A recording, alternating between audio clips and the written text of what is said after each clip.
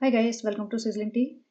तो यार सरप्राइज़ आया तो सबा का एक ही ब्लॉग है, लेकिन वो इतना इरिटेटिंग ब्लॉग है कि मुझे एक पॉडकास्ट उसपे बनाना ही पड़ेगा। और सबा के साथ-साथ भाई साहब ने भी अपना व्लॉग निकाल लिया रूहान के बर्थडे के नाम पर, जबकि रूहान का बर्थडे 2-3 दिन पहले हो चुका है। जब रूहान का बर्थडे था, तब किसी ने दीपिका ने और शोएब ने कोई पोस्ट नहीं डाली इंस्टा पे, कोई स्टोरी नहीं डाली। देखो, नॉर्मल फैमिलीज़ में कोई नहीं डालता स्टोरी एंड पोस्ट, लेकिन ये फैमिली जो एक सोशल मीडिया इन्फ्लुएंसर बनी बैठी है या यूट्यूबर बनी बैठी है, सोशल मीडिया इन्फ्लुएंसर तो नहीं कहेंगे, यूट्यूबर बनी बैठी है, जो अपनी हर छोटी-बड़ी चीज़ें सोशल मीडिया पे डालती है, पब्लिक से दुआएँ करवाती है, सस्पेंस बनवाती है और झूठे-झूठे नाटक कर के अपना मतलब बेसिकली अपनी ऑडियंस क्रिएट करती हैं। वो फैमिली अपने इकलौते बच्चे का बर्थडे आया और उस बच्चे के बर्थडे से रिलेटेड उन्होंने कोई पोस्ट, कोई ज़िक्र, कोई बात नहीं की अपने सोशल मीडिया अकाउंट्स पे, इंस्टा पे या फिर यूट्यूब पे। 4 दिन बाद बर्थडे मनाया जा रहा है, एग्ज़ैक्ट सेम बर्थडे जैसे वो पिछले 4-5 साल से मना रहे हैं, पता ही नहीं चलता बर्थडे है या एनिवर्सरी है या किसी का माताजी का बर्थडे, 60 ईयर ओल्ड का बर्थडे है या 1 साल के बच्चे का बर्थडे है। एग्ज़ैक्ट सेम डेकोरेशन होती है, वही सेम पब्लिक होती है, वही सेम वैसे ही बैठना होता है लोगों का, वही सेम केक कटिंग होती है। अगर मैं निकालूँ इनके इस टाइप के सेलिब्रेशन के व्लॉग्स, तो मुझे लगता है पिछले 5 सालों में कम से कम 50 व्लॉग्स ऐसे निकल आएँगे जिसमें एग्ज़ैक्ट सेम सीक्वेंस चल रहे हैं। ये कभी भी अपने अड़ोस-पड़ोस वाले लोगों को नहीं बुलाते। रात के 12 बजे इन्होंने सारे सेलिब्रेशंस करने होते हैं। This celebration was also done at 12 o'clock। सारी औरतें आ जाएँगी, मुँह उठा के लाइन लगा के सोफ़े पे बैठ जाएँगी। इट्स सो प्रेडिक्टेबल कि एग्ज़ैक्टली जो हम सोचते हैं ना वही होगा और वही होता है। बट फिर भी इनके व्यूज़ आते हैं और उसका सिर्फ़ एक रीज़न ये है कि ये मुस्लिम्स हैं और हर मुस्लिम फैमिली को ये लगता है कि हमारे साथ अ, इनजस्टिस हो रहा है इंडिया में और वर्ल्ड में। हर जो भी फैमिली है ना मुस्लिम फैमिली उनको लगता है हमारे साथ इनजस्टिस हो रहा है and we have to support each other. तो हम इनको सपोर्ट करेंगे चाहे झूठे हैं, मक्कार है, गलत दिखाते हैं, रिलीजन के अगेंस्ट दिखाते हैं। अब जैसे मुहर्रम चल रहा है, मुझे तो नहीं पता था लेकिन मैंने ऐसे सर्च मारा तो उसमें था कि मुहर्रम में तुम सेलिब्रेट नहीं करते हो। यहाँ तक कि मतलब म्यूज़िक नहीं सुनते हो और ये दुःख मनाने का टाइम होता है, तो तुम कोई अच्छी चीज़ नहीं करते हो, सेलिब्रेशंस नहीं करते हो, कोई बड़ी चीज़ का परचेज़ नहीं करते हो। लेकिन इनके यहाँ भर-भर के शॉपिंग हुई है रूहान के बर्थडे पे। सब लोगों ने अनाप-शनाप शॉपिंग किए, इतने सारे टॉयज़ लिए, इतनी बड़ी-बड़ी कारें ले ली हैं, इतने मतलब घर छोटे तो नहीं कहूँगी अब 5 बीएचके बन गए हैं, दोनों भाई-बहनों के 5 बीएचके बन गए हैं। लेकिन फिर भी वो कार का साइज़ बहुत बड़ा है, 4 दिन बच्चे ने चलानी है, उसके बाद वो किनारे पे पड़ी रहेगी या इधर-उधर किसी को दे देंगे। ये व्लॉग्स के लिए जीते हैं, व्लॉग्स के लिए हर काम करते हैं, व्लॉग्स के लिए इनके रिश्ते हैं, व्लॉग्स के लिए भीड़ इकट्ठी करके रखते हैं, व्लॉग्स के लिए इनके सारे सेलिब्रेशन होते हैं। अब ये जो चल रहा है ना इनका, इनके व्लॉग्स पे व्यूज़ थोड़े से कम हुए हैं। सानू भाई को ज़्यादा चिंता हो रही है क्योंकि सबा के पास भीड़ बहुत है और वो अपनी उल-जलूल हरकतें कर के कैसे भी कर के वो निकाल लेती है व्लॉग।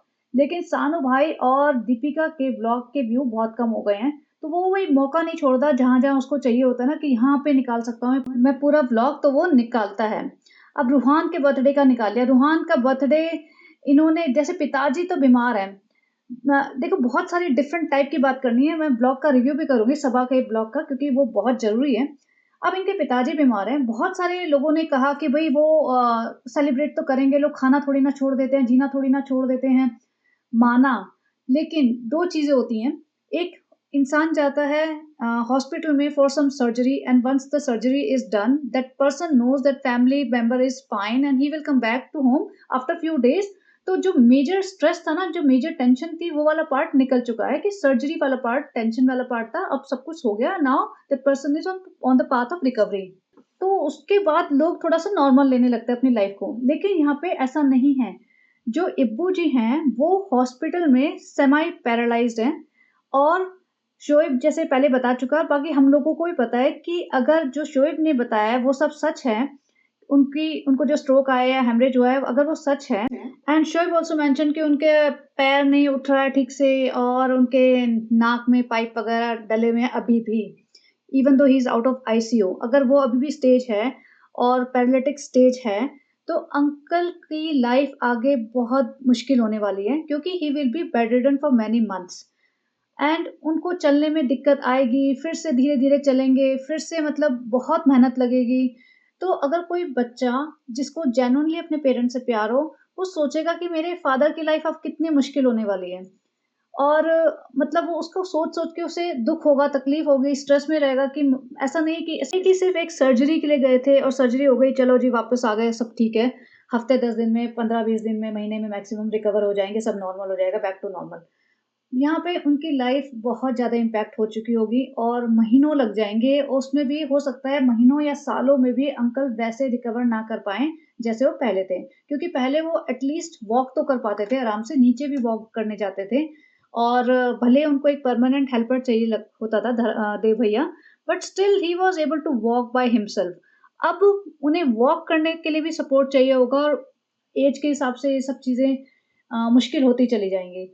तो जो जेन्युइन प्यार करेगा ना बच्चा अपने माँ-बाप से, वो माँ-बाप के आगे का फ्यूचर सोच के थोड़ा तो टेंशन में होगा कि बेचारे देखो अननेसेसरीली ये सब हो गया और हम यहाँ खुशियाँ मना रहे हैं। लेकिन इनकी लाइफ़स्टाइल जो है ना, ऐसी है कि इनको देख के पता ही नहीं चलता कि इन्हें कोई दुःख तकलीफ है भी या नहीं।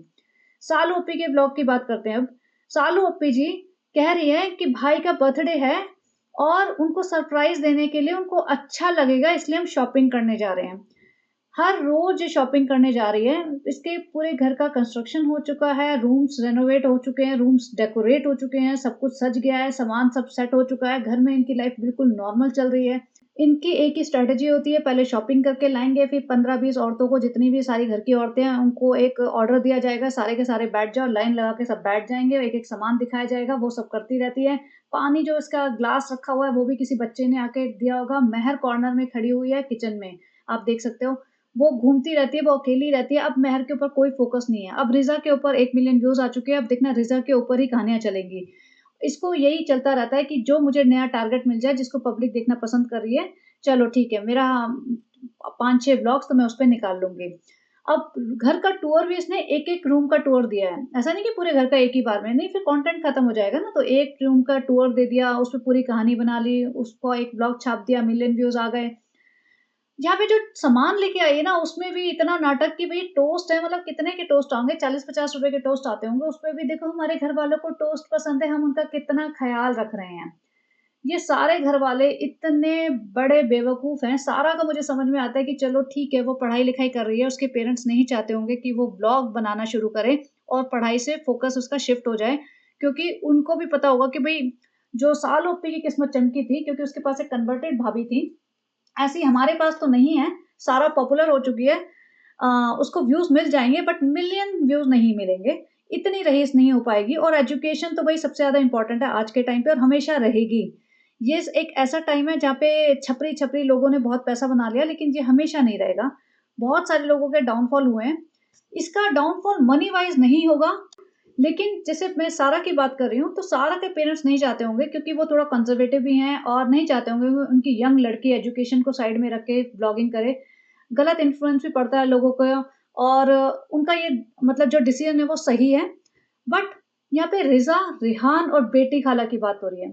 रिज़ा, रिहान और बेटी खाला क्यों बेवकूफ़ों की तरह इनके घर में ऐसे नौकरों के जैसे पड़े रहते हैं जिनकी कोई इज़्ज़त नहीं की जाती, बिल्कुल गुलामी की जंजीरों से बंधे हुए पड़े रहते हैं, फ्री का सामान लेने के लिए इतना लालच है। दोनों माँ-बाप महानालायक हैं, महानालायक। मतलब महानालायक वर्ड छोटा है इनके लिए, इससे भी बड़ा कोई वर्ड हो ना दुनिया में, वो हैं। दोनों माँ-बाप हट्टे-कट्टे हैं, लेकिन अपने बच्चों को अपने सामने बर्बाद होते हुए देख रहे हैं और खुश हैं कि हाँ, भई हमें 3 वक़्त की रोटी मिल रही है, रोटी के साथ-साथ हमें तो मलाई भी मिल रही है और खीर भी मिल रही है और हमें तो सोने के लिए एसी भी मिल रहा है। बस वो आज के मोमेंट में जी रहे हैं कि आज हमें फ्री में सब कुछ मिल रहा है, आज की हमारी लाइफ़ अच्छी है, लेकिन उन्हें ये नहीं पता कल क्या होगा। 2-3 साल बाद मैक्सिमम 2-3 साल बाद थोड़ा तो मतलब डाउनफॉल आएगा। इसका बहुत बड़ा डाउनफॉल तो नहीं आने वाला, उसका रीज़न मैं पहले ही बता चुकी हूँ कि इसकी जो मुस्लिम ऑडियंस है ना, स्पेशली औरतें, लोअर मिडल क्लास औरतें जो घर में रहती हैं, उनका भी सपना है कि हम भी इसी तरीके से मतलब रातों-रात रईस हो जाएँ, बिल्कुल रैग्स टू रिचेज़ हो जाएँ, जैसे ये हुई है, तो उनके लिए ये बहुत बड़ी रोल मॉडल है। जैसे होता है ना, बहुत बड़ा एक अजीब-सा एग्ज़ाम्पल बन चुकी है, तो सबको लगता है कि ये हम इस जैसे बन जाएँ। तो वो लोग देखते रहेंगे प्लस सपोर्ट भी करना होता है, उन्हें एक मुस्लिम इन्फ्लुएंसर देखना होता है, तो वो देखते ही रहेंगे। तो वो इसका डाउनफॉल मनी वाइज़ नहीं आएगा। हाँ, इससे 10 बीमारियाँ हो सकती हैं, इसके पास 100% ये होगा कि धीरे-धीरे भाई और भाभी से रिश्ते और भी खराब होते जाएँगे। माँ अगर बीमार पड़ गई तो ये माँ को भी नहीं पूछेगी, पिताजी को जैसे नहीं पूछती वैसे माँ को भी नहीं पूछेगी, कोई माँ को घुमाने-फिराने नहीं लेके लेके जाएगी क्योंकि ऑब्वियसली कंटेंट के लिए घुमा रही फिरा रही है कि एक एक्स्ट्रा कैरेक्टर मिल जाएगा कार में बैठे हुए, 2 मिनट उन पे कैमरा डाल के उनसे बात कर लूँगी, 2 मिनट उन्हें खाना खिला दूँगी, उनके मुँह पे फ़ोकस कर दूँगी कि हाँ, भई अम्मी को खिलाने हम लेके आए हैं। ये सब ड्रामा। लेकिन माताजी अगर बीमार पड़ गई तो ना ये पैसे से उनकी हेल्प करेगी, ना उनको पूछेगी। तो ये ज़रूर होगा कि एक टाइम पे ये थोड़ी और लोनली होती जाएगी, लेकिन बेटी खाला और रिज़ा को ये पूरा जकड़ के रखेगी अपने चंगुल में, छोड़ेगी नहीं और रिज़ा और बेटी खाला तो है ही महानालायक, बेवकूफ़, एक नंबर के। वो इनके चरणों में पड़े रहेंगे देखना। रिज़ा महर को लेके नहीं गई थी ये भाई के बर्थडे के लिए और बहुत लोगों ने लिखा था नीचे तो इसको जस्टिफिकेशन तो दिलाना ही था, तो अपने ब्लॉग में ज़बरदस्ती दिखा रही है कि महर तुम चलो। अब महर की आँखों में आप आँसू देख सकते हो, क्योंकि जब ये तैयार हो रहे होंगे, जाने की तैयारियाँ कर रहे होंगे, तो इसने बोल दिया होगा कि महर तुम नहीं जाओगे, तो उसे दुःख लग रहा होगा क्योंकि यहाँ बैठ के इसे सिर्फ़ और सिर्फ़ बेटी खाला की गुलामी करनी पड़ती है। बेटी खाला महारानी बन जाती हैं और सारे काम इससे करवाती हैं। और जो लोग कह रहे हैं ना कि रिज़ा को नौकरानी बनना बहुत पसंद है, रिज़ा कहती है कि हम तो नौकरानी ही सही हैं, हम तो नौकरानी ही रहेंगे, हमें तो बच्चा पालना बहुत पसंद है। उसको पसंद नहीं है, उसको भी मालकिन बनना पसंद है। आप देखो जभी भी महर आती है, उसका एटीट्यूड कैसे चेंज हो जाता है, वो मालकिन बन जाती है। उसको ये लगता है कि ये घर उसका है, ये रूम उसका है। जब महर घुस रही थी रिज़ा के कमरे में, तो महर बोल रही थी, "हमको आने दोगी?" तो यानी हो सकता है मेहर उसके कमरे में एक आध बार घुसने का ट्राई कर रही हो, उसने मना कर दिया कि नहीं अभी सालोपी ने बोला है कि अभी घुस नहीं सकते, सालोपी पहले टूर देंगी, ये सालोपी का कमरा है, ये हमारा कमरा है, हमारा घर है। किस तरीके से रिज़ा आवा के घर को अपना घर मानती थी। आवा के घर से बेटी खाला और रिज़ा दोनों को धक्के मार के निकाला गया क्योंकि वो सबा के गुलाम बनने वाले थे। सालोपी ने थोड़ा-सा पैसों का लालच देके इसकी माँ को परमानेंट नौकरानी बना लिया, ये तो फ्री की नौकरानी है ही। ये तो जब से आई है इनके घर में फ्री की नौकरानी कर ही रही है आवा की और सबा की। 1.5 साल हुआ नहीं है इसे सबा के घर में रहते हुए, इसको ये घर अपना घर लगने लगा है। ये आवा से बहस करते हैं कि आवा को हम बर्तन नहीं देंगे, आवा हमें नहीं देती बर्तन, आवा को हम ये नहीं देंगे, आवा को मीठा मत देना, ये दोनों चोरी करके खाती हैं। मतलब आवा के अगेंस्ट बोलती है ये। सबा का घर इसे अपना घर लगने लगा है। सबा के सारे घर में घूमती-फिरती रहती है, उसका सामान अरेंज करती रहती है, किचन अरेंज करती रहती है। और जैसा मैंने पिछले ब्लॉग में कहा था, पिछले पॉडकास्ट में कहा था कि आवा इन लोगों को ना टाइट करके रखती थी। आवा एक मतलब जैसे पुराने ज़माने की औरत है, उन्हें पता है कि ज़रा-सी ढील देंगे तो लोग फैल जाएँगे। और आवा को कंट्रोल करना आता था क्योंकि आवा ने अपनी जवानी में अपना घर तो चलाया है ना, उस टाइम तो इनके पास एक्स्ट्रा पैसे नहीं थे, एक्स्ट्रा फ्री के नौकर नहीं थे, तो उन्होंने कम पैसों में घर चलाया है, तो वो नज़र भी रखती होंगी।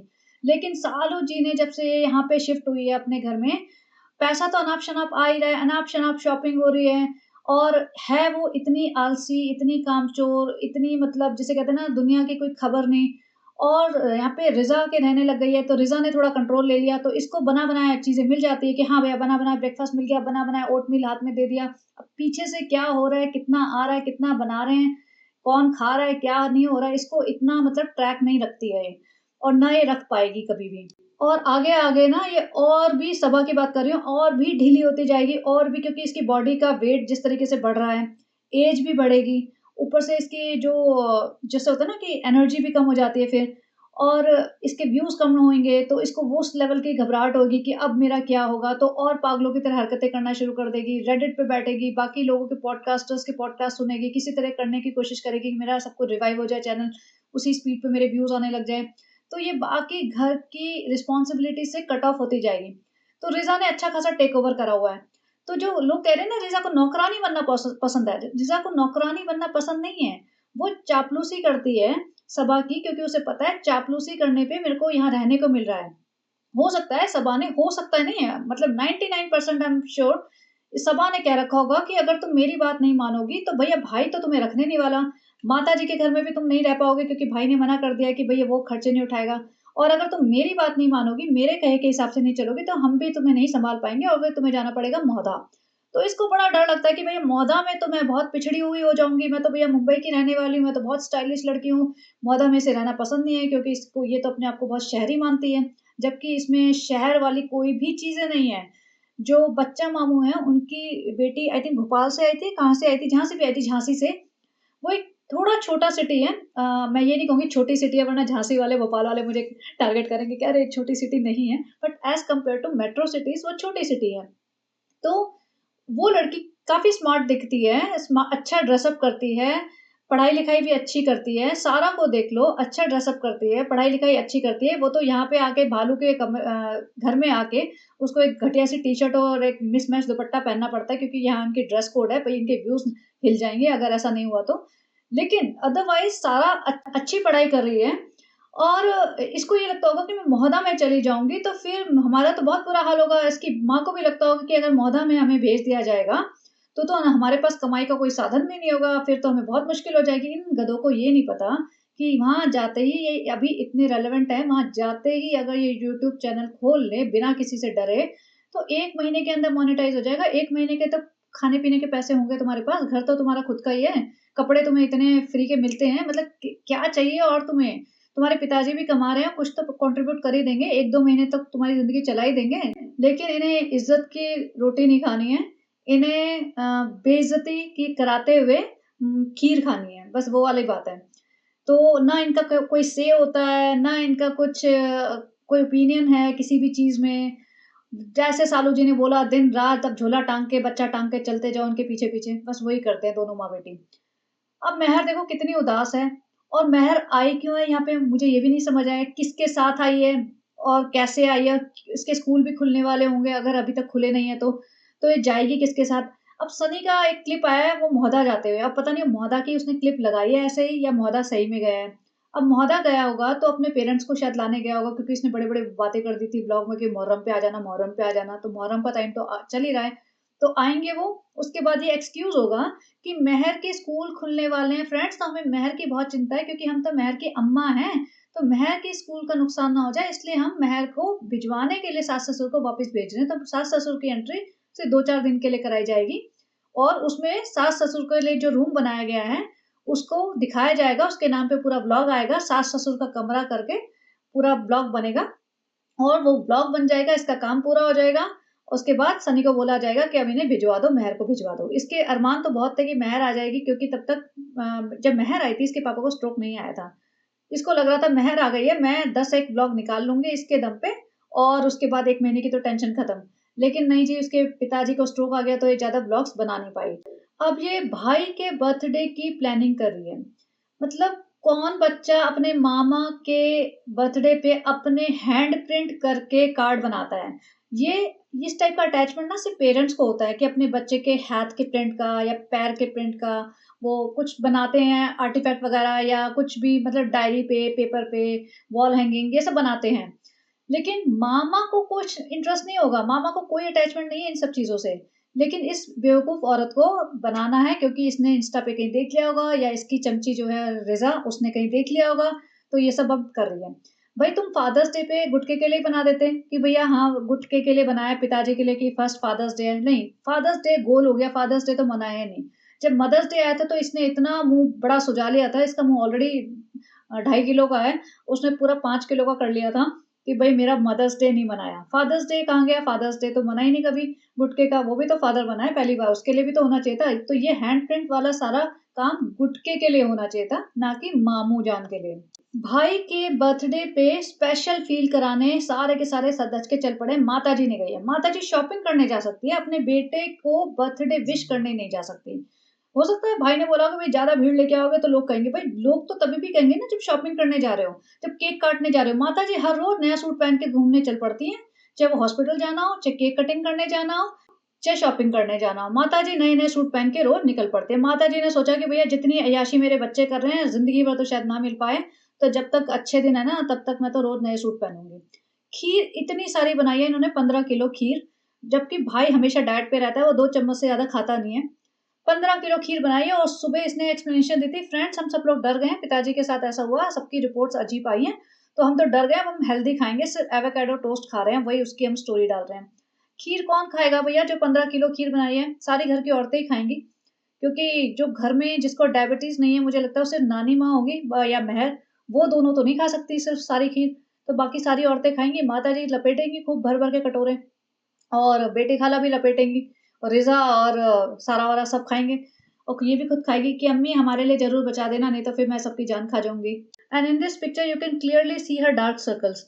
इसको इतने ज़्यादा डार्क सर्कल्स हैं कि फ़िल्टर लगा-लगा के अपने आप को खूबसूरत दिखाने की कोशिश करती है। बट वही है, इनका डे और नाइट रिवर्स में चलता है, तो पूरी बॉडी की जो साइकिल है वो चेंज हो चुकी है। तो थके हुए रहते हैं, परेशान रहते हैं। सनी तो हमेशा ही थका हुआ रहता है, फ्रेंड मैं बहुत थक गया, फ्रेंड मैं सोया नहीं, फ्रेंड मेरी नींद पूरी नहीं हुई। सनी को जब देखो यही कंप्लेंट्स रहती है कि मेरी नींद पूरी नहीं हुई, मैं थक गया, मैं परेशान हूँ। भाई के घर ये इन्होंने बर्थडे वाला मैंने पिछली बार कवर कर ही दिया था, वही सेम 2 शॉट इसने डाल रखे हैं। फिर नेक्स्ट डे ये चल पड़ते हैं रूहान का बर्थडे गिफ्ट लेने, और ये बोला जा रहा है कि आज रूहान का बर्थडे, सनी ने ये बोला आज रूहान का बर्थडे है तो हम उसके गिफ्ट लेने आए हैं। और पिछली बार 1 दिन पहले भाई के बर्थडे गिफ्ट लेने आए थे। तो मतलब पहली बात है कि दोनों इकट्ठे एक साथ क्यों नहीं कर सकते ये सारे काम? नहीं करते, क्योंकि फिर इन्हें शॉपिंग का कंटेंट जो दिखाना है वो कैसे मिलेगा? अगर 2 दिन जाएँगे बाहर तो 2 दिन का दिखा सकते हैं, 2 व्लॉग बन जाएँगे। घर में पड़े-पड़े ये 4 दीवारी के अंदर कितने व्लॉग निकालेंगे? तो बाहर तो निकलना ही पड़ेगा ना। तो हर एक जने के लिए, हर एक छोटी चीज़ के लिए घर से बाहर निकलते हैं ताकि इनका व्लॉग बन जाए। कपड़े इतने अनाप-शनाप लेते रहते हैं, पोलो के कपड़े ले जा रहे हैं, इतने टॉयज़ लिए हैं, जबकि घर में वो बच्चा टॉय से खेलता भी नहीं है। और जितने भी तुम टॉयज़ लोगे ना, ये बड़े-बड़े टॉयज़ जो आवाज़ भी करते हैं, बहुत अनोइंग हो जाते हैं और बच्चे नहीं खेलते। और रूहान के पास ऑलरेडी बहुत टॉयज़ हैं, लेकिन तभी भी इसने ढेरों टॉयज़ ले लिए हैं। और इसकी हालत देखो, जिन कपड़ों में शॉपिंग करने आए हैं, उन्हीं कपड़ों में ये 5 बीएचके में पहुँच गए बर्थडे मनाने। मतलब इनके पास इतने सूट हैं, इतने कपड़े हैं, लेकिन तभी भी इन्हें कपड़े चेंज करने का भी आलस है। पहले तो तैयार होके जाते थे, अब इन्हें लग रहा है वही तो 15 लोग हैं, वही हम क्या कितना चेंज करेंगे उस सही है, क्यों ही मेहनत की जाए।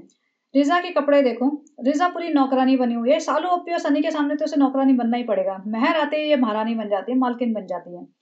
यहाँ पे बच्चे का झोला उठा के, बच्चे का डायपर बैग उठा के, बच्चे को उठा के ये चलती-फिरती रहती है सारे दिन इनके आगे-पीछे। जहाँ भी जाना हो, डॉक्टर के पास जाना हो, शॉपिंग जाना हो, ये एक जैसे होता है ना थर्ड व्हील, वो साथ-साथ चलेगा।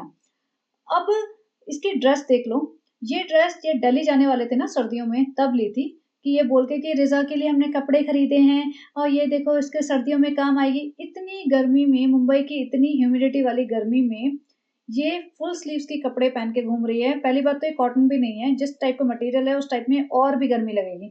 लेकिन अकल नहीं है ना, कपड़े पहनने की अकल नहीं है, तैयार होने की अकल नहीं है, किसी भी चीज़ की अकल नहीं है, कुछ भी पहना चल पड़ते हैं। इन्हीं कपड़ों में ये हॉस्पिटल पहुँच गया। पिताजी का भी दिखा दिया कि भैया हम मिलने आए थे, सालू बहुत चिंता करती है अपने पिताजी की, इसलिए इसे मिलवा लाया हूँ। अपने पिताजी को मिल लिए सेम कपड़ों में, सनी इन्हीं कपड़ों में है जो एक पेशेंट के पास पहुँच गया है शॉपिंग करके, पसीने वाले गंदे कपड़े लेके, सारे मॉल में घूम के, सारे जर्म्स लेके।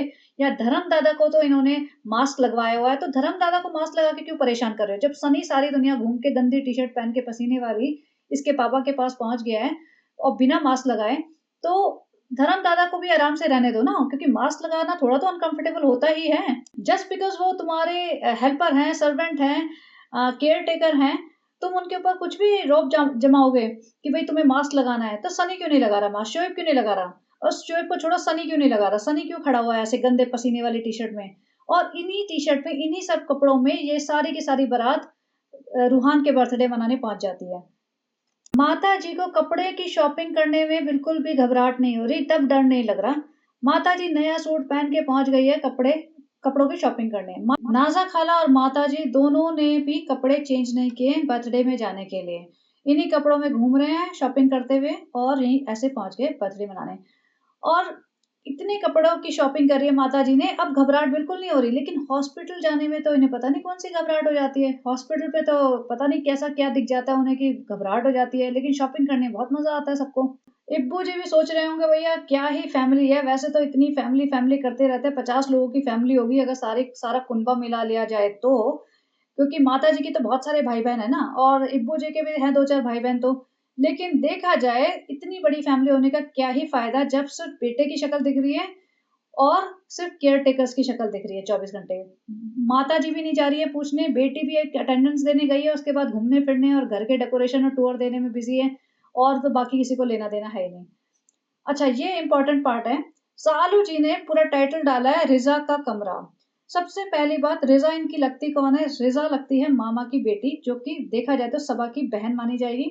कौन-सी बहन अनमैरिड बहन अपनी मैरिड बहन और उसके हस्बैंड के घर में रहती है, स्पेशली जब कोई मजबूरी ना हो।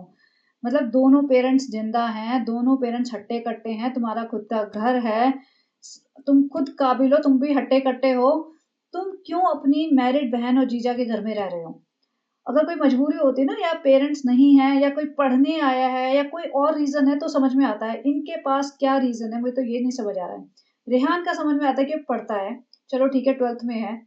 लेकिन रिज़ा जितनी भी ये फर्ज़ी ड्रामा करे कि ये पढ़ती है, हमने कोचिंग शुरू कर दी, हमने इसका कॉलेज शुरू कर दिया, ना ये कॉलेज जाती है, ना ये कोचिंग जाती है, ना इसने 11th-12th पास किया है। 11th भले कर लिया हो, 12th का तो कोई चांस ही नहीं है कि इसने 12th पास किया होगा। ये 12th के पूरे साल कॉलेज जाती हुई दिखी नहीं है। फालतू में बोल दिया कि रिज़ा के इतने परसेंटेज आए हैं।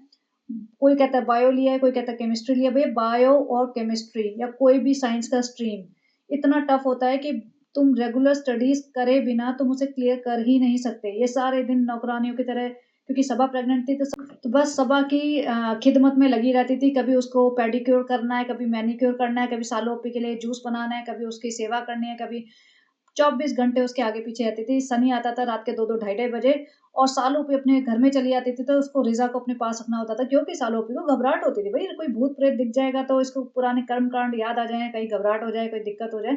तो रिज़ा को एज़ अ असिस्टेंट अपने साथ रखा जाता था। और रिज़ा ने कोई 12th नहीं किया है, भले कितने बड़े-बड़े क्लेम कर ले कि इसने किया है, भले ये मार्कशीट दिखा दे, भले ये फर्जी पेपर दिखा दे, जो मर्ज़ी दिखा दे, इसने 12th नहीं किया है। ना ये कभी ज़िंदगी में कॉलेज जाएगी, ये ना कभी ये ज़िंदगी में आगे पढ़ाई करेगी। हो सकता है जब ये 25-30 साल की हो जाए, इसे ठोकर लगे, अकल आ जाए, दुनियादारी समझ आए कि ये कितने बड़े बेवकूफ़ बने हैं इनके साथ रह के, जब इनके चंगुल से छूट जाएँ, हो सकता है आगे जाके इसे लगे कि नहीं मुझे अपनी पढ़ाई पूरी करनी चाहिए, तो पता नहीं। लेकिन अदरवाइज़ इनके साथ रही तो ज़िंदगी में ये कभी आगे कुछ नहीं बन सकती, क्योंकि ये सबा इसे बनने नहीं देगी। सबा और शोएब इन लोगों को कभी भी इंडिपेंडेंट नहीं होने देंगे, क्योंकि जिस दिन ये इंडिपेंडेंट हो गए, फाइनेंशियली इंडिपेंडेंट हो गए, इतना कमाने लग गए कि आराम से ज़िंदगी जी सके, ये यहाँ से निकल लेंगे, कभी नहीं रहेंगे गुलामी करने के लिए।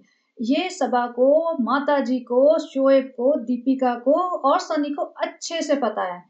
तो इसलिए इनको इतना ज़्यादा कंट्रोल करके रखा जाता है कि भैया इंस्टा अकाउंट बना दिया है तुम्हारा और सरप्राइजिंगली तुम्हारे पास 2-4 कोलैब भी आ गए हैं। लेकिन नहीं, इसका मतलब ये नहीं है कि तुम्हें पूरा फ्री हैंड दे देंगे कि तुम जब मर्ज़ी पोस्ट करो और तुम्हारा चैनल ग्रो कर जाएगा और तुम्हारे पास पैसा आने लग जाएगा। नहीं, नहीं, वो नहीं होने देंगे। पब्लिक का मुँह बंद करने के लिए, 2 व्लॉग बनाने के लिए, अपने आप को अच्छा प्रूव करने के लिए कि हम कितना करते हैं तुम्हारे लिए, इंस्टा अकाउंट बना दिया, लेकिन उसके बाद तुम पोस्ट नहीं करोगे। पोस्ट करोगे तो मेरी फ़ोटो पोस्ट करोगे और ये दिखाओगे कि तुम्हारी बहन कितनी अच्छी है। ये टिपिकल नार्सिसिस्ट बिहेवियर है। इसको सिर्फ़ और सिर्फ़ अपनी बड़ाइयाँ सुननी है, अपनी तारीफ़ें सुननी है कि हमने इतना किया तुम्हारे लिए और तुम बोलो अपने मुँह से कि हाँ भई, हमने बहुत किया तुम्हारे लिए। अब ये रूम जो दिखाने लाई है ना, पहली बात तो रूम इसका है, इससे कोई फ़र्क ही नहीं पड़ता। सारा घर सबा का है। रूम भी सबा का ही है, सबा का ही सारा सामान है। इसमें पूरी डाइनिंग टेबल सबा के हिसाब से बनी हुई है, लाइट्स-वाइट्स लगा के, क्योंकि ताकि मेकअप-वेकअप कर सके। जो ड्रॉवर खोल के दिखा रही थी ना मेकअप के सामान, वो भी सबा के कोलैब में आया होगा या सबा ने खरीदा होगा। रिज़ा को आपने कब देखा है कि मेकअप लगाते हुए? जो सबा रिजेक्ट कर देती है, वो माल सारा इसके पास आ जाता है। ये सारे के सारे सूट मैंने ना पॉज़ करके देखे थे, कम से कम 6-7 सूट मुझे समझ आ गए थे। ये जो है ब्लू और व्हाइट वाला, ये वो है जब ये भोपाल गई थी किसी की शादी में, उस ल दुल्हन से मिलने रेलवे स्टेशन पे छोड़ने आ रही थी। इसपे मैंने पॉडकास्ट बनाया था कि 1 मालकिन और 3 नौकरानियाँ, और भी बहुत सारे सूट मैं पहचान गई थी। ये सारे के सारे सबा की उतरन है, जिसको इसने यहाँ पे लगा लिया क्योंकि इसको यहाँ पे लगा के ऐसा लग रहा है कि मेरे कपड़े हैं। रिज़ा के माथे पे पसीना देखो, इतना पसीना है, और बालों में ना नहाती होगी, ना कंघी करती होगी, ना शैम्पू करती होगी, और इतने गंदगी में रहते हैं ये, इनको एसी तक अलाउड नहीं होता होगा। सालों पे अपने रूम में एसी चला के बैठते होंगी। ये जो पूरा हॉल है उसमें एसी नहीं चलता होगा। यहीं पे सारी बहनें और नौकरानियाँ सब पड़ी रहती होंगी कि तुम यहीं रहो, मौदा की सारी मंडली यहीं रहेगी और रूम में सिर्फ़ मेरे एसी चलेगा, क्योंकि पूरे घर में एसी चलाएगी तो फिर ऑब्वियसली खर्चा ज़्यादा आएगा और ये नौकरों को बिगाड़ के नहीं रखना चाहती। रूम सबा ने खुद देख-देख के बनाया है कहीं-कहीं से, और ये भाभी जी का स्टाइल है सोफ़े पे ऐसे फ़ोटो डालने का, वो सब भाभी जी से कॉपी कर लिया। तो आप ये देख सकते हो कि जब पिताजी हॉस्पिटलाइज़ थे तो पूरा घर पीछे से बन रहा था, पूरे रूम डेकोरेट हो रहे थे, सामान आया जा रहा था, अपने हिसाब से शॉपिंग कर रही होगी, तो आप समझ सकते हो। और ये देखो रिंग लाइट, और ये पूरी लाइट्स, ये सब सबा ने अपने हिसाब से करवाया है, रिज़ा का रूम कहाँ से हो गया? अब सबसे इम्पोर्टेंट बात ये है कि ये कह रहे हैं कि रिज़ा का रूम, जितना कंट्रीब्यूशन रिज़ान और रेहान ने दिया है इसके यूट्यूब चैनल पे, उन दोनों का बहुत बड़ा हक बनता है, जो ये पूरा हक मार के बैठी हुई है और उनको छोटी-मोटी चीज़ें दे के बेवकूफ़ बना रही है। मैं तो सीरियसली चाहती हूँ कि इन लोगों में अकल आए और जल्दी से जल्दी आए और सबा के ऊपर ये केस करें कि भई इतना कंट्रीब्यूशन मेरी फैमिली में ने दिया है, इसके यूट्यूब चैनल की ग्रोथ में, और आई होप इंडिया में ऐसा कोई लॉ भी हो कि वो देखे कि हाँ भाई कितना ज़्यादा कंट्रीब्यूशन है, इनको फीचर कर करके ब्लॉग्स बनाए गए हैं, इनके थंबनेल बनाए गए हैं, इनका नाम यूज़ करके टाइटल डाले गए हैं, इनसे पीछे कितना काम करवाया गया है, क्योंकि जो हमें दिख रहा है वो लॉयर्स को भी दिख जाएगा और इसके ऊपर केस हो और ये अपना हक वापस ले सकें। मतलब जितना भी पैसा इसने यूट्यूब से कमाया है, स्पेशली यूट्यूब से, इंस्टा वाला पार्ट फिर भी छोड़ दो, यूट्यूब से जितना पैसा कमाया है, 15-20 करोड़, ज़्यादा जितना भी हो सकता है ज़्यादा ही कमाया, क्योंकि एक टाइम पे 40-45 लाख भी कमा लेती थी जब इसके पीक पे व्यूज़ आते थे। तो हो सकता है 20-25 करोड़ इसने कमाया हो, तो उसपे 30% तो मिनिमम, मैं कह रही हूँ मिनिमम, रिज़ा रेहान का, बेटी खाला का हक बनता है। तो ऐसा लॉ होना चाहिए इंडिया में कि ये लोग केस करें कि भाई हमें एक्सप्लॉइट किया गया है और हमें लेबर की तरह यूज़ किया है इन्होंने, और हम लोग इनोसेंट थे, हम लोग एडल्ट नहीं थे, चाइल्ड एक्सप्लॉइटेशन की कैटेगरी में आता है ये चीज़, और हमें इस तरीके से लेबर बना के यूज़ किया, और इसका प्रूफ सारे वीडियोज़ में मिल जाएगा इन्हें, बार-बार देखेंगे तो किस तरह माताजी रिज़ा के ऊपर पैर रख के चढ़ रही थी और किस तरह से ये रिज़ा सारे दिन जूते-चप्पल उठा-उठा के इनको दे रही है, खड़े रहते हैं किनारे पर, जब शोएब के घर जाते हैं, इनको बैठना तक अलाउड नहीं होता। गले में गंदा-सा दुपट्टा डाल के इनके झोले और थैले उठा-उठा के लेके घूमते रहते हैं ये, इनके पीछे-पीछे शॉपिंग में, और इनको आज तक कुछ भी नहीं मिला है, कोई प्रॉपर्टी नहीं मिली है, कोई पैसा नहीं मिला है। और कैसे इनके एजुकेशन के नाम पे ये इन्हें लालच देके बुलाया गया, और उनको पूरा खोलना चाहिए, खोदना चाहिए कि भैया कौन-सी एजुकेशन प्रोवाइड की है तुमने? कौन से स्कूल, कौन से कॉलेज में एडमिशन कराया तुमने? पूरा ट्रैक देखना चाहिए कि कितनी बार ये स्कूल गए हैं और क्या हुआ इनके साथ। और पूरी इन्वेस्टिगेशन होनी चाहिए कि यूट्यूब से सबा ने कितना कमाया है और उसके ऊपर कितना परसेंटेज इन दोनों बच्चों का हक बनता है, उनको मिलना चाहिए, और उस हक से, उस पैसे से, भले ये आगे अपना मुंबई में घर लेके रहें या ये मौदा में रहें या दुनिया जहान में कहीं पे भी रहें, लेकिन उनको इनका हक मिलना चाहिए, और साथ में बेटी खाला को भी सज़ा मिलनी चाहिए एक्चुअली। मेरे दिल से कहो तो मैं कहूँगी कि बेटी खाला को ना सज़ा मिलनी चाहिए कि तुमने अपने बच्चों का एक्सप्लॉइटेशन क्यों कराया? क्या तुम कैपेबल नहीं थे बच्चों को पालने के लिए? भई गरीब से गरीब इंसान होता है ना, जो मज़दूरी करते हैं, जो ईंटें रख के अपना सर पे औरतें चलती हैं ना, जब बिल्डिंग बन रही होती है, उनके बच्चे भी उनके साथ-साथ होते हैं। वो भी कहीं किसी को पढ़ना होता है ना, किनारे पे बेचारे बैठ के छाया में पढ़ रहे होते हैं या कुछ कर रहे होते हैं। वो अपने बच्चों को ऐसे ऐरो-गैरो के पास नहीं छोड़ देते। और अगर कोई छोड़ भी देता है ना, उसको थोड़ा तो ध्यान रखा जाता है कि क्या कर रहा है। अगर उन्हें पता चल जाए कि उनके बच्चों की टेक केयर ठीक से नहीं हो रही, तो वो बुला भी लेते हैं। लेकिन ये तो इतने नालायक पेरेंट्स हैं, इतने नालायक पेरेंट्स हैं कि मैंने ज़िंदगी में ऐसे नालायक पेरेंट्स नहीं देखे। बच्चों की तो ज़िंदगी बर्बाद कर ही दी, जो कि वापस कभी नहीं आएगा ये टाइम, और खुद भी नौकर बनने के लिए रेडी हैं। भई खुद बन जाओ, लेकिन बच्चों को तो इनके चंगुल से दूर करो। तो मैं तो सही में चाहती हूँ कि ये बच्चे बड़े होके इनके ऊपर केस करें और सारा इनका इन्वेस्टिगेशन हो और सारा ट्रैक हो कि क्या-क्या इन्होंने पैसा बनाया है और उसका हिस्सा इन्हें मिले। और मेहर को भी बड़े होके इनके ऊपर डिफेमेशन केस कर देना चाहिए कि भई इन्होंने मुझे इतना बदनाम किया है, मेरी पर्सनल लाइफ़ बाहर लेके आए हैं, जबकि मैं बच्ची थी, मुझे समझ नहीं थी। और मेहर के कपड़े देखो, ये मेहर के कपड़े पहने हुए हैं जब ये शॉपिंग करने गए थे, इसी कपड़ों में वो बर्थडे मना लेगी और इसी कपड़ों में नेक्स्ट डे वो शोएब के घर में बैठी होगी, और जब वो सीन आएगा तो मैं दिखाती हूँ, उस पे बात करते हैं।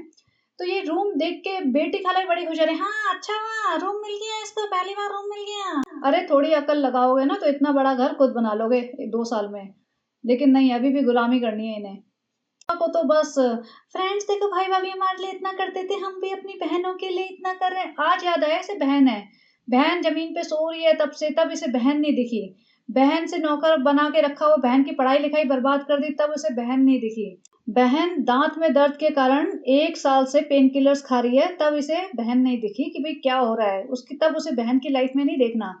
बहन को पूरा बर्बाद करके नौकर बना के रखा हुआ, वही जो नौकर बनी रहती है ना सबा की सारे दिन, वो मेहर के सामने मालकिन बन जाती है, उसकी टोन चेंज हो जाती है। तो सेम विद बेटी खाला जो सालू अप्पी की तारीफ़ करती फिरती है ना, हाँ, सालू बात करती हो तुम, देखो कितना अच्छा कर दिया रिज़ा ने हम के लिए। वही मेहर के सामने ऐसे अकड़ जाती है कि मेहर को क्यों दिलाना है, इसको क्यों दिलाना है, ये सब क्यों बिगड़ जाएगी।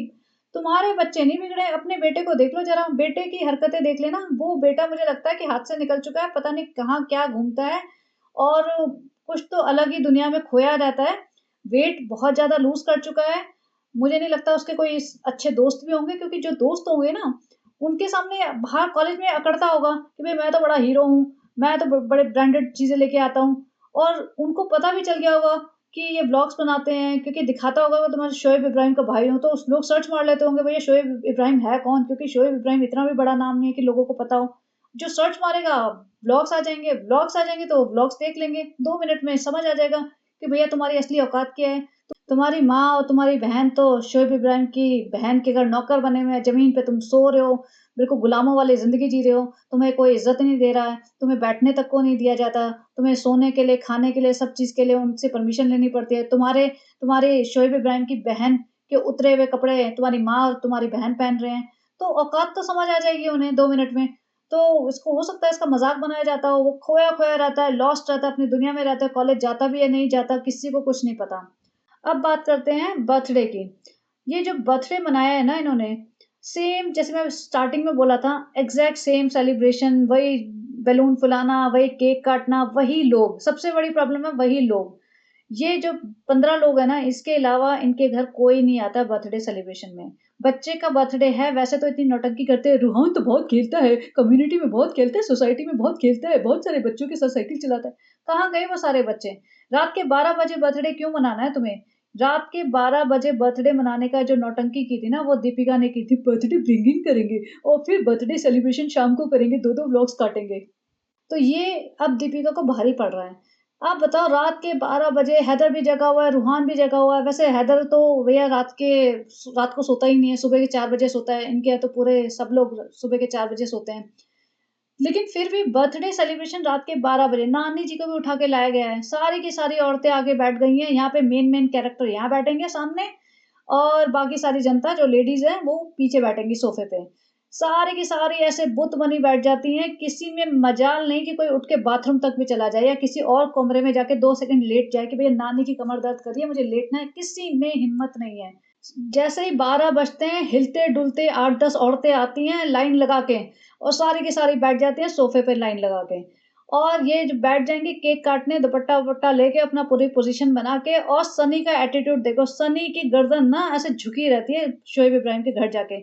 इसकी गर्दन नहीं उठती है, इसमें इतनी हिम्मत नहीं होती कि नज़र मिला के किसी से बात कर सके, भाई से बात कर सके या दीपिका से बात कर सके। इसकी गर्दन ऐसी हो जाती है कि जैसे मतलब मालिक के सामने नौकर की होती है ना, जैसे प्रिंसिपल के सामने एक ऐसे स्टूडेंट की जिसने कुछ गलत काम कर रखा हो, वो डरा हुआ-सा, घबराया हुआ-सा रहता है। ऐसे सनी का एटीट्यूड होता है, चुपचाप आएगा और उन्हीं गंदे कपड़ों में जिसमें ये शॉपिंग कर रहा था, पिताजी से मिल के आया हॉस्पिटल में, उसी गंदे कपड़ों में ये यहाँ पे आके बैठ गया है। हैदर को टाइम पास करना होता है, देखो हैदर एक नॉर्मल बच्चा है, वो खेलता-खाता है, आराम से टाइम पास करना होता है, लेकिन पूरा का पूरा व्लॉग इन्होंने सिर्फ़ केक कटिंग पे एक गंदे से चम्मच से सारे लोगों को केक ठुसवाया है मुँह में, रूहान ने और उसके बाद इन्होंने 25 गिफ्ट खोले हैं और ये गिफ्ट भी जो सबा लेके आई थी सारी पलटन के लिए, वो ऑब्वियसली ये खुद तो खर्च कर ही नहीं सकते, इनके पास पैसे हैं ही नहीं। ये सारे गिफ्ट सबा ने दिलाए हैं और सबको अच्छा लगे बिठा के भी भाई ने बोला होगा पूरा व्लॉग गिफ्ट खोलने में निकलेगा तो 25 गिफ्ट होने चाहिए। सारी औरतें बैठी हुई हैं जैसे तमाशा चल रहा हो ना, सर्कस चल रहा हो। माताजी खूब हँसी-ठिठोली कर रही हैं, ठहाके मार-मार के हँस रही हैं, भैया तुम्हारे हस्बैंड हॉस्पिटल में एडमिट है, अकेले एक केयर टेकर के साथ पड़े हुए हैं। वो बेचारे बोर भी होते होंगे, उन्हें नींद भी नहीं आती होगी, सोचते रहते होंगे कि मैं अब इस हालत में घर जाऊँगा, तो मैं बस पड़ा ही रहूँगा बेड पे, ना मुझे कोई देखने आएगा, ना मुझसे कोई बात करने आएगा। और यहाँ 15 औरतें बर्थडे सेलिब्रेट कर रही हैं, केक कटिंग कर रही हैं और यहाँ पे सब मस्ती कर रही हैं। किसी को ऐसा लग नहीं रहा कि भैया सही में कोई सीरियस सिचुएशन है घर में। यहाँ पे सेलिब्रेशन होना चाहिए, मस्ती होनी चाहिए, केक खाएँगे, पिज़्ज़ा खाएँगे, एकदम नए-नए कपड़े पहनेंगे और आराम से घूमेंगे, ये सब में मौज-मस्ती करनी है इन सबको। अच्छा, रेडिट पे ना आजकल बड़ा वो चल रहा है कि भई दीपिका ने सबा के बच्चे का पहला बर्थडे बिगाड़ दिया। भई दीपिका कैसे बिगाड़ सकती है? आपको लगता है सबा इतनी कोई छुई-मुई है या सबा दीपिका के हिसाब से चलती है? सबा दीपिका और शोएब के हिसाब से शादी तो कर नहीं पाई। शादी भी अपनी मर्ज़ी से की है, भाग के, हंगामा करके, पता नहीं क्या-क्या धमकियाँ दे के। तो वो जब इतने बड़े-बड़े काम कर सकती है, तो अपने बच्चे का बर्थडे नहीं मना सकती? जब भाभी का सो कॉल्ड इतनी बड़ी बीमारी हुई थी तभी भी इसके बच्चे के सारी चीज़ें इन्होंने सेलिब्रेट की थी। अकीका भी किया था जबकि पता नहीं भाभी का उस टाइम काफ़ी क्रिटिकल फेज़ चल रहा था इनके हिसाब से। अकीका भी किया, हैदर का नेम अनाउंसमेंट भी किया और जितने भी इन्हें सेलिब्रेशन करने थे सब किए। बच्चे का बर्थडे मना ना पाने का रीज़न सिर्फ़ ये था और जबकि सालू अप्पी जी कह रही थी ना, "तीजा तुम बच्चे के बर्थडे के बारे में कोई भी बात मत करना।" उसका रीज़न सिर्फ़ यही था कि इसको लग रहा था कि भाई-भाभी मेरे बच्चे का बर्थडे सेलिब्रेट करें बड़े ग्रैंड स्केल से। भई क्यों करें? या कोई और होगा इनके घर की जो पॉलिटिक्स चल रही है अंदर ही अंदर झगड़े हुए हैं या क्या हो रहा है या इसको इतनी इम्पोर्टेंस नहीं मिल रही जितनी ये सोचती है कि मुझे मिलनी चाहिए। उतना भाई-भाभी इसे अटेंशन दे नहीं रहे या इसका मन होगा कि हम सारी फैमिली 15 लोगों की फैमिली कहीं जाए जिसका खर्चा भाई-भाभी उठाएँ और भाई-भाभी ने मना कर दिया होगा क्योंकि ऑब्वियसली वो खर्चा नहीं करना चाहते अब इन लोगों के ऊपर। तो इसका मुँह सूज गया। तो इसने सोचा मैं अपने बच्चे का बर्थडे मनाऊँगी नहीं। भैया मत मना किसको पड़ी है? दीपिका को आपको क्या लगता है दीपिका परेशान होगी? दीपिका उदास हो जाएगी कि हैदर का बर्थडे नहीं मना? या शोएब को कोई फ़र्क पड़ेगा? या माताजी को कोई फ़र्क पड़ेगा? या इब्बू जी को कोई फ़र्क पड़ेगा? या बेटी खाला या रिज़ा रेहान किसी को कोई फ़र्क पड़ेगा? किसी को कोई फ़र्क नहीं पड़ेगा। हैदर भी खुद छोटा बच्चा है, उसे भी कोई फ़र्क नहीं पड़ेगा। लेकिन पब्लिक इतनी बेचैन हुई पड़ी है कि सबा ने अपने बच्चे का बर्थडे नहीं मनाया। बच्चे का बर्थडे से कोई फ़र्क नहीं पड़ रहा किसी को मनाए नहीं मनाए, वैसे भी इनके हर 2 हफ्ते बाद कहीं न कहीं किसी टाइप का सेलिब्रेशन होता ही रहता है। किसी की एनिवर्सरी आ गई, किसी का बर्थडे आ गया, कभी किसी के 6 इयर्स कंप्लीट हो गए और कुछ नहीं मिलता तो अपने नौकरों के भी बर्थडे मनाने लग जाते हैं ये।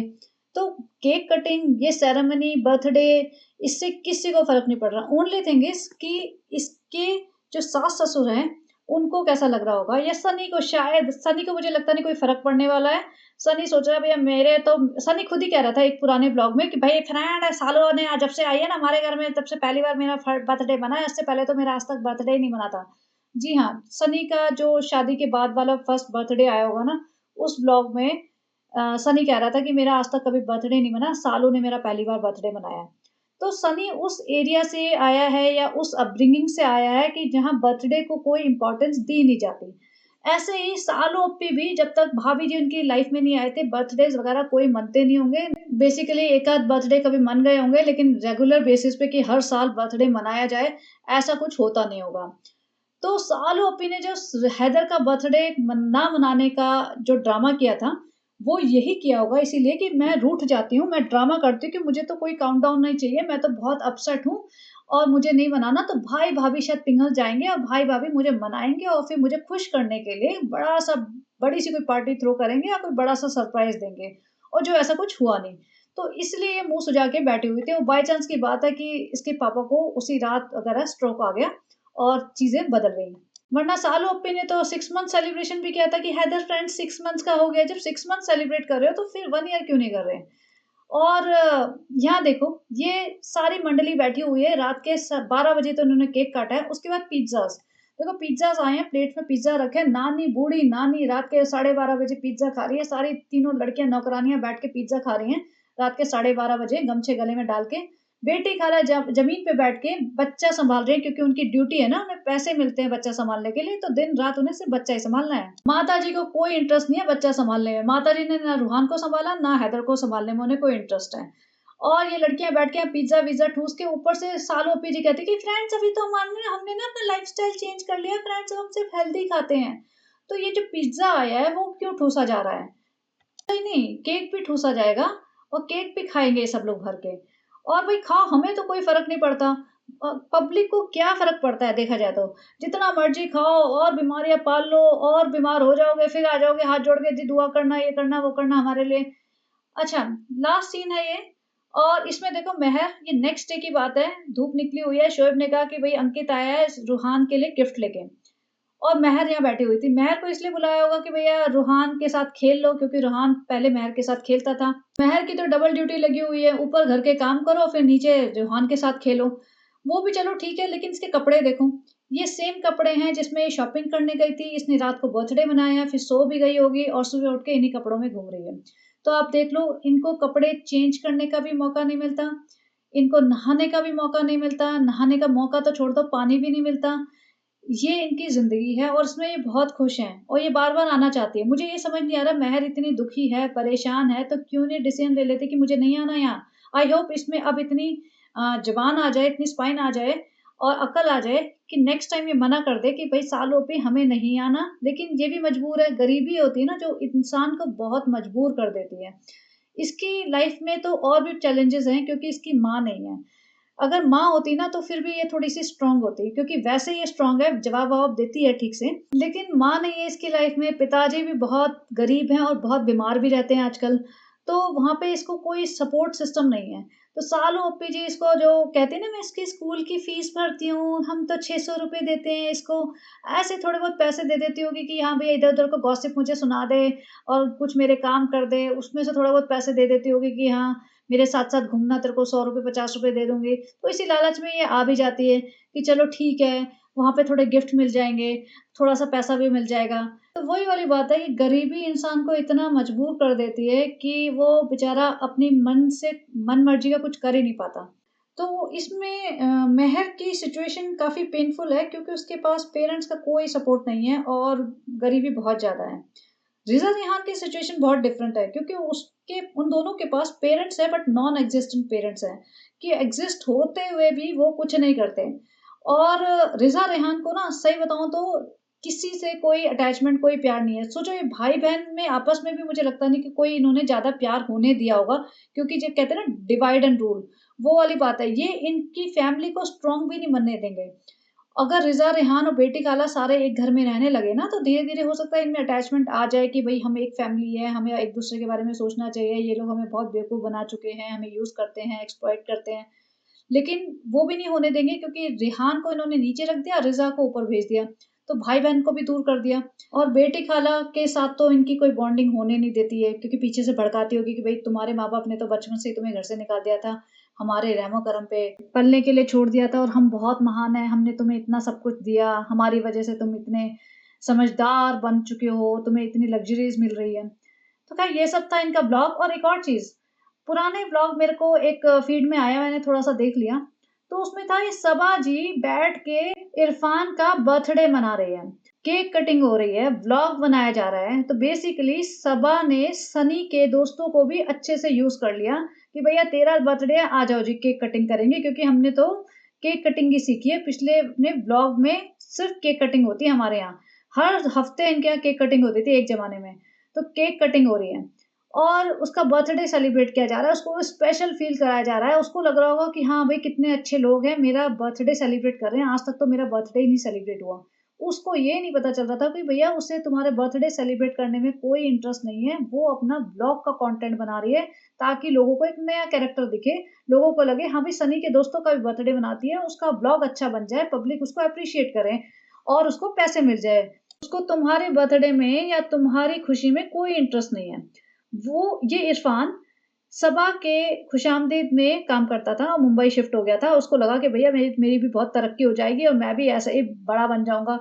लेकिन सुनने में आया है कि इस इरफ़ान की शादी हुई और इरफ़ान की वाइफ़ ने पहले इंस्टाग्राम खोला और इंस्टाग्राम पे पोस्ट वगैरह डालती थी, फिर उसने अपना यूट्यूब चैनल स्टार्ट किया। जैसे ही यूट्यूब चैनल स्टार्ट किया तो सालू जी को हो गई पेट में दर्द। उसको लगा कि भैया ऐसा ना हो कि कहीं गलती से हमारे खुशामदीद की कोई क्लिप ले ले या गलती से सनी की शक्ल दिखा दे, गलती से उसके व्यूज़ थोड़े से बढ़ जाएँ, कहीं ऐसा ना हो जाए कि वो जो हम सैलरी देते हैं ना बिल्कुल नौकरों वाली, उससे 2-4 5,000 या ज़्यादा कमाने लग जाएँ। कहीं ऐसा ना हो जाए कि भई इनकी ज़िंदगी थोड़ी-सी आसान हो जाए। तो मतलब सोचो, अगर इरफ़ान की वाइफ़ यूट्यूब पे व्लॉग्स डाल के थोड़े बहुत पैसे कमा लेती तो कितना कमा लेती? कौन से उसके 4-5 मिलियन फ़ॉलोवर्स बन जाते। क्योंकि वो टाइम तो चला गया, अब नहीं बनने वाले। ये कोविड के टाइम पे फॉलोवर्स बने थे और आपने देखा भी होगा सबा रोती रहती थी, फ्रेंड्स हमारे यहाँ 1 साल में हमारे 3.5 से 3.6 हुए हैं। तो जो 3.5 टाइप की ऑडियंस बनी थी ना इसकी, वो कोविड के पीक टाइम पे बन चुकी थी। उसके बाद पिछले 2-3 सालों में इसकी कोई ऑडियंस बढ़ी नहीं है।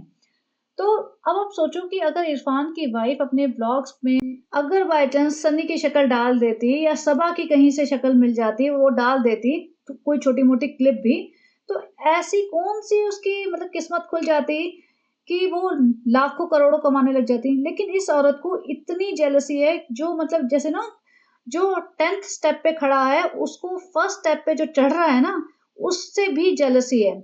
जो होता है ना लोगों को अपने कंपटीशन से जेलसी होती है कि भाई मैं 10th पे हूँ तो मुझे 11th-12th वाले से जेलसी होनी चाहिए या मुझे जो 8th-9th पे उससे भी जेलसी होनी चाहिए कि कहीं वो मेरे बराबर ना आ जाए या मुझसे आगे ना निकल जाए।